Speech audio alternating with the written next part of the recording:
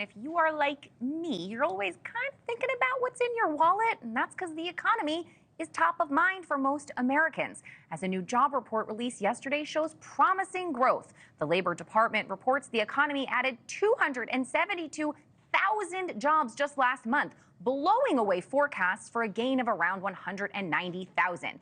This comes as 58% of voters report living paycheck to paycheck. That doesn't make sense.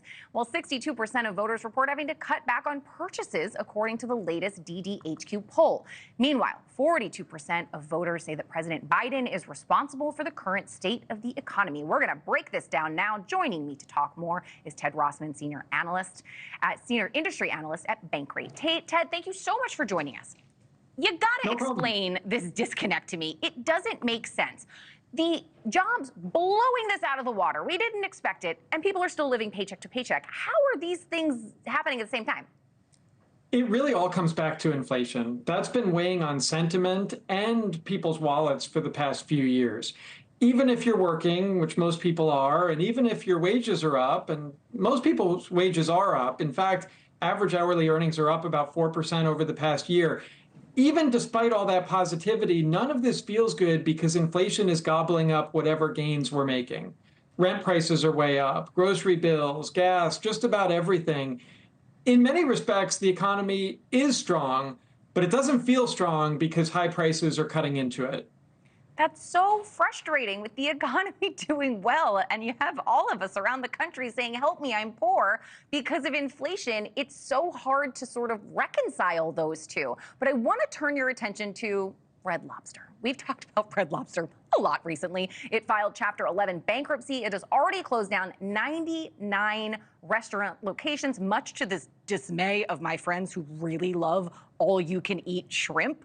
They're probably the reason this place is going out of business, I gotta tell you. But according to new court documents, the company is gonna close down an additional 135 restaurants if they can't negotiate smaller rent payments. Is the issue rent, or is the issue what they're charging for food, or not getting people in the door? There are some things unique to their business model, whether it's real estate or that all-you-can-eat deal that apparently was not as profitable as they had hoped. But other fast food and fast casual kind of chains are experiencing similar drops. People are starting to cut back on discretionary spending like dining.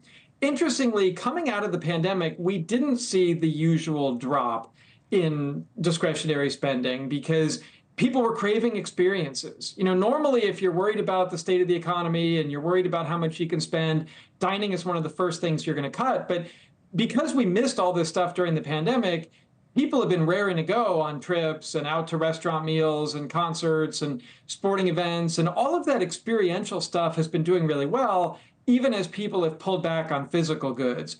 Goods demand got pulled forward into the pandemic, too. Like people renovated their homes and they bought new electronics. Then it was all about experiences. Now we're starting to see a bit of pushback. And people are saying, I just don't know if I can afford to do that at all right now, or I can't afford to do it as much. People are starting to pull back. And Ted, what's so interesting is you mentioned the pandemic. All I can think about is during that pandemic era, everyone's saying, ignore these change, go local, go mom and pop, go small business. And I wonder if that's where more Americans are leaning, if they're going to be picky and choosy about where they're spending their money. But we know California has a particular issue here when it comes to different fast food chains closing its door. You have Rubio's Coastal Grill saying the reason that they had to close several was due to the cost of doing business in California. There's a higher minimum wage. I recently lived in California, and I can tell you rent for apartments was through the roof, so I have to imagine it's crazy for businesses.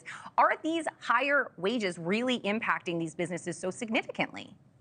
Well, that's the unintended consequence, is that, yeah, it sounds great that there's a $20 minimum wage for fast food workers in California, but who's going to pay for it? That comes in the form of higher prices, and then some restaurant operators are looking to make do with less staff. Maybe they're using more automation, or they're asking people to do more with less.